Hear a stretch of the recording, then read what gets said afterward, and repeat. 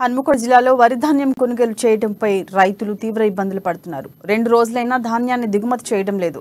కమలాపూర్, ఎల్కతుర్తి మండలాల రైతులు ధాన్యాన్ని కొనుగోలు కేంద్రాలకు తీసుకొచ్చారు. దీంతో కొనుగోలు కేంద్రాల వద్ద తీసుకొచ్చిన ధాన్యాన్ని దిగుమతి చేయకపోవడం, కొనుగోలు చేయకపోవడంతో రైతులు తీవ్ర ఇబ్బందులు పడుతున్నారు. 40 కేజీల బస్తాకు 5 కిలోల తరుగు పేరుతో రైతులను నిలువు దోపిడీ చేస్తున్నారని ఆవేదన వ్యక్తం చేస్తున్నారు.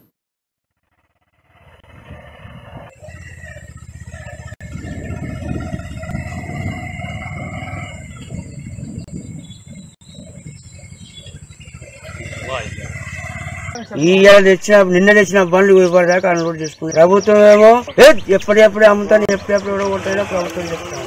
1010 వడ్లు మిల్లుకు తీసుకురావడం జరిగింది అనసాగరం. అయితే ప్రభుత్వం ఏదైతే ఐకేపీ పెట్టిందో అది ఐకేపీ సెంటర్లలో అక్కడికే లారీలు వచ్చి అమాలి ఉండి కాంటేసుకుంటే రైతుకు లాభం జరుగుతుంది. ఈ ఎండలు వచ్చి రైతు ఎక్కడో మిల్లులోకి చెప్తే ఆడికత్తే వాళ్ళు ఇబ్బంది బ్యాగ్ 42 కిలోల బ్యాగ్ అదనంగా ఇంకా కొంత వాళ్ళు ఎక్కువ తీసుకోవడం మంచిగా లేదు. వాళ్ళు ఏది చెప్తే మేము గదినడం జరుగుతుంది. రైతు ఈడదానికి వచ్చినాక వాళ్ళు ఉంచవడం అనేది అసాధ్యమైన పని. దీన్ని ప్రభుత్వం గ్రహించాలి. మేము లాస్ట్ మేము ఇన్ని కిరాయిలు పెట్టుకుని వచ్చిన చూస్తాం, మాకు ఇబ్బంది అవుతుంది. మమ్మల్ని ఎవ్వరు మరి ఇంత వర్షాలు ఎందుకుంటానని చూస్తాం, మాకు ఎవరు పట్టించుకుంటలేదు. మేము ఎండాకాలం తినమయ్యా, మాకు తిరిగిపోతాం. రైతు రాజు అంటుండు.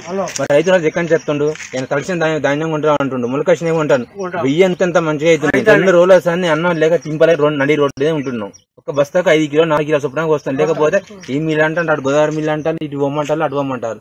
ఎక్కడి నుంచి కష్టం చేసి బతకాలి? మిల్లు కూడా కొంటలేదు, టాక్ కిరా సరిపోతలేదు. వరకే సగం పొలం పోయింది. చైన్ మిషన్ సరిపోలేదు. ఇప్పుడు డబ్బులు ఇవాళ రేపు వచ్చి ఇంటికాడ కూకుంటారు. ఈ మిల్లుకు ఇది అనసారం శ్రీరం మిల్లుకు ఇది నిన్న 11 గంటలకు వచ్చిన మిల్లు ఇంతవరకు